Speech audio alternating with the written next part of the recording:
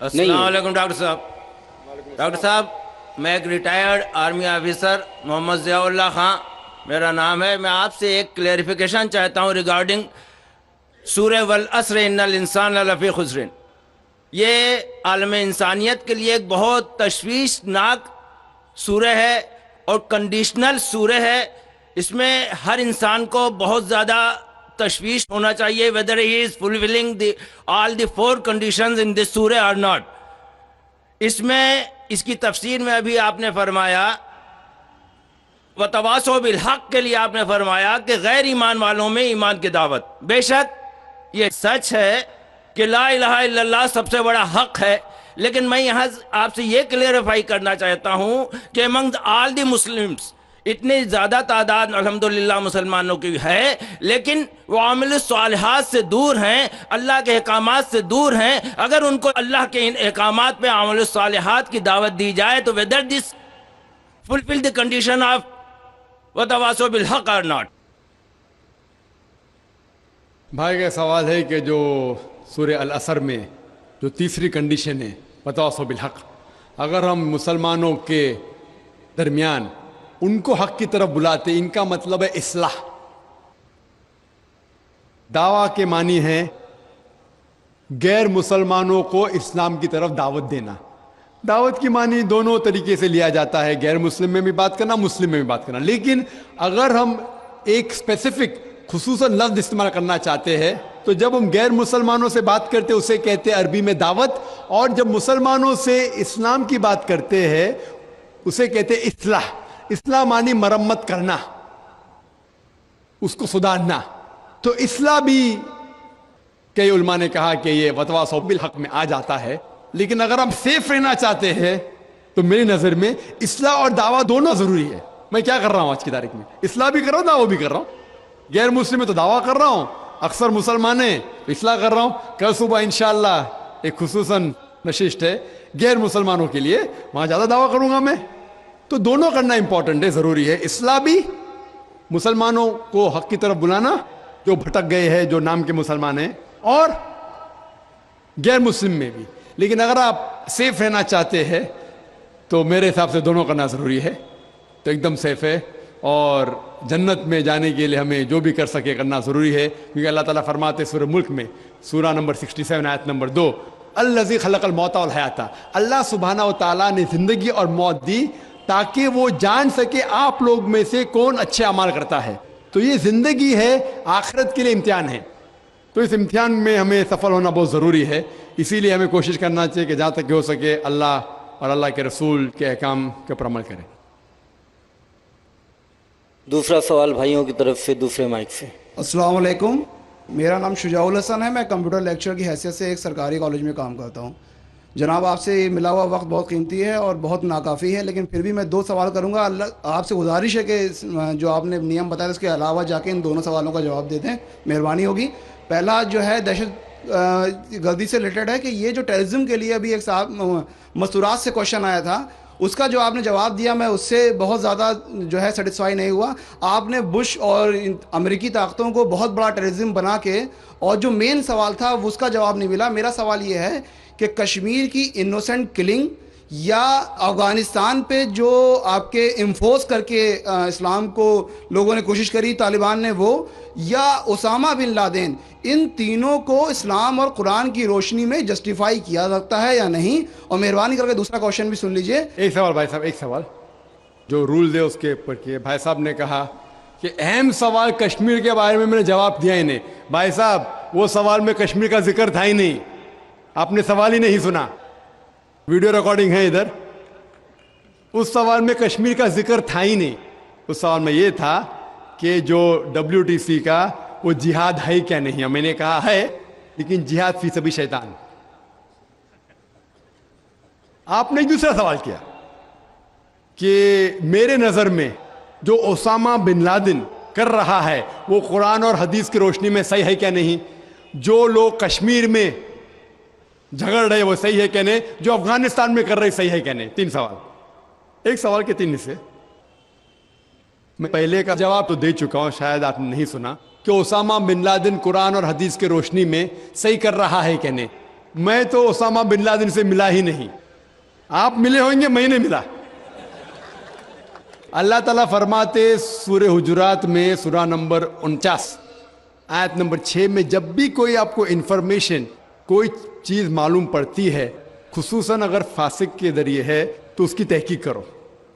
سو مجھے پتا نہیں, جو یہ CNN کہہ رہی ہے کہ اسامہ بن لادن نے WTC کو گرایا, اسامہ بن لادن تو کہتا میں نہیں گرایا. تو نہ میں اسامہ بن لادن سے ملا, تو میں یہ بھی نہیں کہتا اسامہ بن لادن قرآن حدیث پہ ہے یا نہیں ہے. اللہ عالم, اللہ عالم. اگر ہے تو جنت میں جائے گا, نہیں ہے تو نہیں جائے گا. مجھے ضروری نہیں کہ اسامہ بن لادن سے ملنا میرا فرض ہے, ٹھیک ہے نا. وہ آخرت کے دن میں فیصلہ ہو جائے گا. اللہ تعالیٰ آپ سے بھی نہیں پوچھے گا کیا وہ مجاہد تھا کہ دہشت گرد تھا, وہ اللہ تعالیٰ فیصلہ کریں گے. سوال نمبر 2 کہ کشمیر میں جو لوگ جھگڑ رہے ہیں کیا وہ قرآن اور حدیث کے روشنی میں ہے کیا نہیں. میں کشمیر میں لاسٹ ایئر 2003 میں تقریباً 1 سال پہلے گیا تھا. آپ دیکھتے ہیں کہ کشمیری لوگ الگ الگ وجہ کے لیے جھگڑ رہے ہیں. اگر وہ وجہ قرآن اور حدیث سے صحیح ہے تو صحیح وجہ, اگر خلاف ہے تو خلاف ہے. یہ کہنا کہ سارے کشمیر قرآن حدیث کے اوپر ہے یا سارے کشمیر نہیں ہے, یہ بالکل غلط ہے. کچھ لوگ قرآن اور حدیث کے روشنی میں جدوجہد کر رہے ہوں گے تو صحیح جہاد کر رہے, کچھ لوگ اپنے ذاتی فائدے کے لیے ایک دوسرے کا قتل کر رہے, وہ بالکل غلط ہے. تو ہم دیکھتے ہیں کہ کئی بار کئی لوگ اپنے ذاتی فائدہ اپنا بنا لیتے ہیں. تو میں یہ نہیں جانتا ہوں خصوصاً کون کشمیری کیا کر رہا ہے. تو اسی لیے یہ کشمیر عام لوگ قرآن حدیث پہ عمل کر رہے کیا نہیں, آپ کو اس سے پوچھنا چاہیے جو پالیٹکس کے اندر ایک ماہر ہے. اللہ تعالیٰ فرماتے سورہ نحل میں سورہ نمبر 16 آیت نمبر 43, اور اللہ تعالیٰ فرماتے سورہ نمبر 21 آیت نمبر 7 میں فَاسْأَلُوا أَهْلَ الذِّكْرِ إِن كُنتُمْ لَا تَعْلَمُونَ. اس سے پوچھو جو اس فن کا ماہر ہے. میں پالیٹکس کے فن میں ماہر نہیں ہوں, میں دائی ہوں. تو کس طریقے سے جواب دینا غیر مسلم کو بولوں گا, لیکن پالیٹکس میں کشمیری لوگ کیا کر رہے ہیں, افغانی لوگ کیا کہہ رہے ہیں, وہ میں نہیں کہہ سکتا ہوں.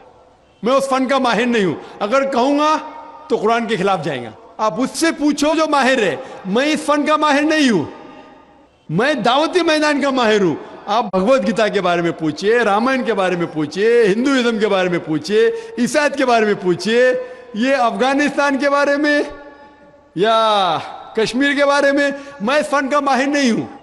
لیکن یہ جانتا ہوں میں کہ جہاں تک کہ افغانستان کا تعلق ہے, طالبان کا تعلق ہے,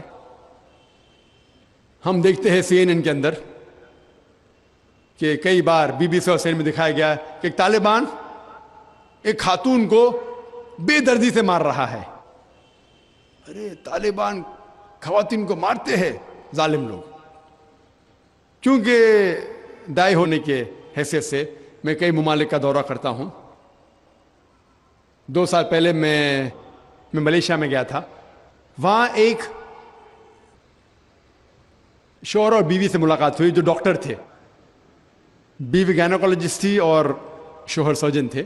انہوں نے تقریباً 1 مہینہ افغانستان میں رہے اور انہوں نے کہا مجھ سے کہ یہ جو ٹی وی میں دکھا رہے تھے کہ طالبان لوگ خواتین کو مار رہے, یہ بالکل غلط ہے. میں نے پوچھا آپ کو کیسا پتا غلط ہے؟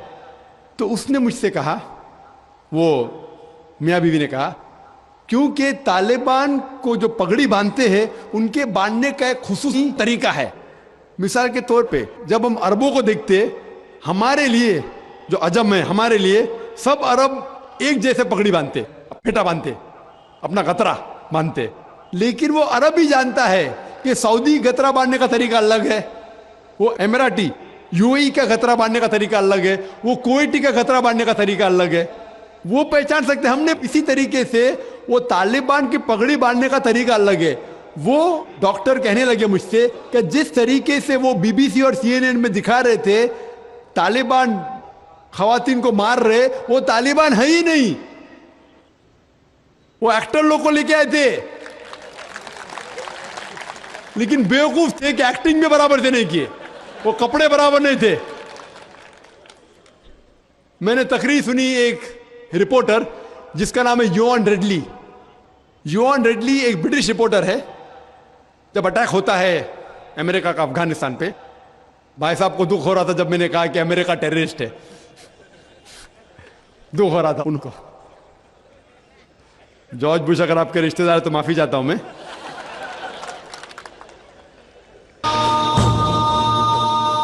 تو یوان ریڈلی جو تھی, یوان ریڈلی ایک رپورٹر ہے, برٹش رپورٹر, سفید ہے, وائٹ یوروپین. اس کو بھیجتے ہیں افغانستان میں تحقیق کرنے کے لیے طالبان کے بارے میں. وہ سارے تحقیق کرتے ہیں اور پورے ٹائم وہ نقاب میں رہتی ہے, حجاب میں رہتی ہے. ایک بار کیمرہ گر جاتا ہے اور اس کا راز فاش ہو جاتا ہے, تو طالبان اسے پکڑتے ہیں, 6 دن تک اسے قید کرتے ہیں. اور جس طریقے سے طالبان نے اس کے ساتھ برتاؤ کیا وہ اس لیکچر میں کہتی ہے کہ لوگ جب انہیں پکڑتے ہیں تو بولتے کون اس کے ساتھ ہے, تو آدمی کو لے کے آتے, پھر اس کو لے کے جاتے ہیں اور سب لوگ گھیر لیتے. تو وہ سوچتی ہے ابھی چند منٹوں میں یہ جاہل لوگ میرا قتل کر لیں گے. شاید ہو سکتا ہے کہ 10-15 طالبان میرا بلاತ್کار کریں گے. اس کے ذہن میں یہ سب جا رہا ہے, سوچ رہی ہو سکتا ہے کہ مجھے جھاڑ پہ سے لٹکا دیں گے. وہ ایک دم ڈری ہوئی ہوتی. 1 گھنٹے تک لوگ اسے گھیرتے لیکن کوئی بھی سامنے نہیں آتا. وہ سوچتے ابھی میری موت, ابھی میری موت. 1 گھنٹے بعد ایک افغان عورت آتی ہے اور اس کے جسم کی جانچ پڑتال کرتی ہے. پھر اسے پتا لگتا ہے ہاں یہ لوگ سمجھتے ہیں کہ میرے پاس ہتھیار ہے. وہ اتنا تیش میں آتی ہے, اگر ان لوگ میں سے پوچھنا چاہیے ہتھیار میں, بولتی نہیں ہے. 1 گھنٹہ تک کہ میں تڑپ کے مر رہی ہوں کہ یہ آج مجھے ماریں گے. وہ تیش میں آ کے کیا کرتی ہے, اپنا اسکرٹ اٹھا لیتے, دیکھو میرے پاس ہتھیار نہیں ہے. جیسا اسکرٹ اٹھاتی ہے طالبان 180 ڈگری اس طرف دیکھتے اور بھاگ جاتے.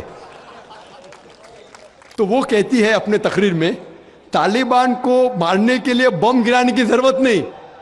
وہ کہتی ہے اگر عورتوں کے کپڑے چھوڑیں گے تو طالبان مر جائیں گے شرم کے مارے. اور وہ تقریر کرتی ہے کہ اس عزت سے میری حفاظت کی 6 دن تک کے وہ طالبان لوگ نے. اور جب اسے پوچھا جاتا ہے سوال جواب کی نشست میں کیا آپ کو لگتا ہے کہ القاعدہ نے WTC کو گرایا, تو وہ یوان ریڈلی کہتی ہے میرے حساب سے القاعدہ موجود ہی نہیں ہے. یہ اس کا کہنا ہے, میرا کہنا نہیں. اور جب اسے آزاد کیا جاتا ہے 6 دن کے بعد, اور جب باقی رپورٹرز پوچھتے آپ کے ساتھ کیا سلوک کیے, تو انہوں نے کہا اتنا اچھا حسن سلوک کیے کہ رپورٹ کے اندر ہی نہیں آیا. اور اس نے صرف یہ وعدہ دی تھی کہ میں انگلینڈ جا کے واپس سے قرآن مجید کا ترجمہ پڑھوں گی. تو وہ جاتی ہے اور چند مہینے بعد قرآن کا ترجمہ پڑھتی ہے اور اس کے بعد وہ اسلام قبول کرتی ہے. تو اس کے نظریے سے طالبان ایک دم معصوم ہیں, ان کے اوپر ظلم کیا گیا تھا. تو آپ مجھے پوچھیں گے بھائی طالبان کیا قرآن و حدیث کی روشنی میں صحیح ہے؟ تو اس کا نظریہ اگر لیں گے, جو غیر مسلم تھی یوان ریڈلی, ابھی ماشاءاللہ حجاب بھی کر رہی ہے, وہ یوروپین حجاب کر رہی ہے ماشاءاللہ, تو اس کے نظریے سے بھائی طالبان اچھے لوگ ہیں. تو اسی لیے نظریہ بدلتے جاتا ہے. امریکہ کے حساب سے طالبان ظالم لوگ ہیں. تو میڈیا ایسی چیز ہے کہ کوئی بھی ہیرو کو زیرو بنا سکتی ہے. They can make day into night black into white, day into night black into white. Hero کو زیرو بنا سکتی ہے, کوئی ولن کو بھی ہیرو بنا سکتی ہے. تو اسی لیے قرآن مجید میں اللہ تعالیٰ فرماتے کوئی بھی چیز آپ کے پاس آتی ہے اس کی تحقیق کرو تیسرے کو پہنچانے کے پہلے. تو اسی بنیاد پہ میں نے کہا تھا کیا نام ہے, اسامہ بن لادن کو جانتا ہوں نہ, یہاں کیا ہو رہا ہے پتہ نہیں مجھے, افغانستان بھی میں نہیں گیا ہوں, لیکن یہ رپورٹ کے ذریعے یہ پتہ لگتا ہے کہ یہ جو امریکہ کر رہی ہے اپنے میڈیا کے ذریعے یہ شیطانی حرکت جو غلط فہمی پھیلا رہی ہے, اس کی سزا تو انشاءاللہ انہیں ملیں گی. اسی لیے میرے نظریے سے جارج بش نمبر 1 ٹیررسٹ ہے. آپ کو دکھ ہوئے گا. جب میں لندن میں گیا تھا وہاں ایک تقریر کی اور میں جواب دیا, تو ایک نوجوان اٹھ کے کہتا ہے کہ جارج بش کو ہم دعا کرتے کہ اللہ تعالیٰ اس کا قتل کرے. تو میں نے کہا میں تو یہ دعا نہیں کروں گا، میں تو یہ دعا نہیں کروں گا، کیونکہ اللہ کے رسول نے جو دعا کی، جو سب سے زیادہ دشمن اسلام کے خلاف جو تھے محمد صلی اللہ علیہ وسلم کے دور میں، دونوں کا نام تھا عمر، تو اللہ کے رسول نے یہ دعا کی کہ کم از کم ایک عمر کو ہدایت دے، تو میں یہ دعا کرتا ہوں کہ کم از کم اللہ تعالیٰ جارج بش کو ہدایت دے۔ بہنوں کی طرف سے کوئی سوال؟ السلام علیکم، میرا نام یسرا ہے اور میں ایک اسٹوڈنٹ ہوں۔ میرا یہ سوال ہے کہ کیا ٹیررزم اور ایکسٹریمزم کا ایک ہی معنی ہے؟ بہن نے سوال کیا ہے کیا ٹیررزم اور ایکسٹریمزم کا ایک ہی معنی نہیں، دونوں الگ معنی ہیں۔ ٹیررزم مطلب جو دہشت گرد ہے، جو انسان کے دل میں دہشت پیدا کرتا ہے۔ ایکسٹریمسٹ مینس شدت پسند۔ ٹیررسٹ میں ٹیررزم کرتا ہے، جیسا میں نے تقریر میں کہا کہ غلط لوگوں کے دل میں دہشت پیدا کرنا اچھی بات ہے، اچھے انسان معصوم کے دل میں دہشت پیدا کرنا غلط ہے۔ ایکسٹریمزم مطلب شدت پسند۔ تو لوگ کہتے ہیں مسلمان شدت پسند ہے، اور بہت سے مسلمان اپنے بچاؤ کے لیے نہیں میں شدت پسند نہیں ہوں، میں کہتا ہوں میں شدت پسند ہوں، لیکن شدت پسند صحیح چیزوں میں۔ مثال کے طور پر ایمانداری کے میدان میں شدت پسند ہوں، حق کے میدان میں شدت پسند ہوں، جہاں تک کہ انسانیت سے اچھا برتاؤ کرنا چاہیے اس میں شدت پسند ہوں۔ تو شدت پسند صحیح چیزوں میں اچھی بات ہے۔ کوئی بھی انسان یہ نہیں کہہ سکے گا کہ آپ بہت شدت سے ایماندار ہے اس لیے آپ غلط انسان ہے، کوئی بول ہی نہیں سکتا۔ ہاں، غلط چیزوں میں شدت پسند نہیں ہونا چاہیے۔ اللہ تعالیٰ فرماتے ہیں سورہ نساء میں سورہ نمبر 4 آیت نمبر 171 میں، لا تغلوا فی دینکم، do not commit excess in your religion. آپ دائرے کے باہر مت کام کرو، ایکسیسز، لا تغلوا فی دینکم، دین کے دائرے کے باہر مت جاؤ، لیکن دائرے میں ہو کے ایک طرفہ شدت جو حق کی بات ہے وہ تو اچھی بات ہے۔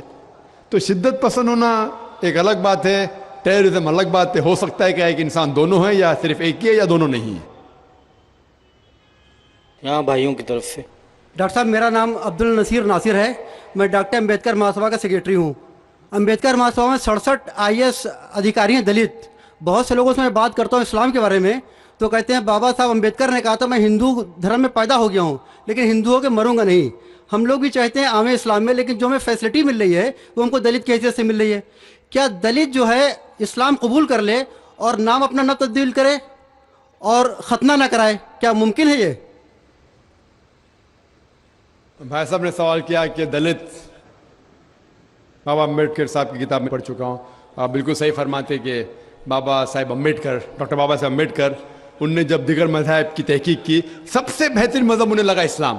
افسوس کی بات ہے کہ ہم مسلمانوں نے کھلے عام انہیں قبول نہیں کیا، اس لیے انہوں نے دوسرا بہتر مذہب بدھزم کو قبول کیا۔ آپ کا سوال ہے کہ دلت اگر کہتے ہیں کہ ہم اسلام قبول کریں اور نام نہیں بدلے تو کیا یہ جائز ہے، اور ختنہ نہ کرے جائز ہے؟ نام بدلنا اسلام میں فرض نہیں ہے، نام بدلنا اسلام میں فرض نہیں ہے۔ اگر آپ کا نام شرکانہ نام ہے تو بدلنا فرض ہے، ورنہ نام بدلنا فرض نہیں ہے۔ آپ کا پرانا نام پرکاش ہو یا جان ہو، نام بدلنا فرض نہیں ہے۔ کئی آپ دیکھیں گے صحابہ نے نام نہیں بدلے، تو نام بدلنا فرض نہیں ہے۔ اگر کوئی شخص کہتا ہے کہ میں اسلام قبول کرتا ہوں، نام نہیں بدلنا چاہتا ہوں، بالکل جائز ہے۔ آپ کا دوسرا سوال، کیا ختنہ کرنا فرض ہے؟ ختنہ کرنا فرض نہیں، سنت موقدہ ہے، مستحب ہے، اچھی بات ہے، لیکن فرض نہیں۔ وہ ہمارے ہندوستان میں سرٹیفکیٹ دینے کے لیے ختنہ کرنا فرض ہے، ہندوستان میں۔ ہاں، باہر جائیں گے تو ختنہ کرنا فرض نہیں، لیکن ختنہ کرنا اچھی بات ہے، بہترین ہے الحمدللہ، لیکن فرض نہیں ہے۔ یہ سنت ہے، کرنا اچھی بات ہے۔ تو اگر کوئی شخص کہتا ہے کہ میں اسلام قبول کروں گا، نام نہیں بدلوں گا اور ختنہ نہیں کہوں گا، تو میں کہوں گا اہلاً و سہلاً، کم از کم شرک سے تو بچے گا، کم از کم دوزخ سے تو بچے گا، جنت میں جائے گا انشاءاللہ۔ دلت مذہب کی فیسلٹی لے سکتا ہے وہ؟ بھائی صاحب کا تیسرا سوال، دلت مذہب کی فیسلٹی، یہ دلت مذہب کی فیسلٹی گورنمنٹ دیتی ہے، یہ گورنمنٹ کا رول ہے۔ جو بیکورڈ کلاس ہے اس کو فیسلٹی ملتی ہے۔ کئی مسلمان جو اپنے آپ کو بیکورڈ کلاس کہتے ہیں ان کو بھی فیسلٹی ملتی ہے نا۔ کئی مسلمان نہیں جانتا انصاری یا کچھ، چند، سب نے چند، تو یہ فیسلٹی ملتی ان کو. تو آج کے مسلمان جو اپنے آپ کو بیکورڈ کہتے ہیں ان کو فیسلٹی ملتی, تو کوئی دلت اگر اسلام قبول کر سکے گا تو گورنمنٹ کی فیسلٹی بھی ملیں گی, انشاءاللہ اللہ کی فیسلٹی بھی ملیں گی. پہلے مائی کی طرف سے اگر کوئی غیر مسلم بھائی ہے تو وہ سوال پوچھیں. ڈاکٹر نائر صاحب السلام علیکم ورحمۃ اللہ وبرکاتہ.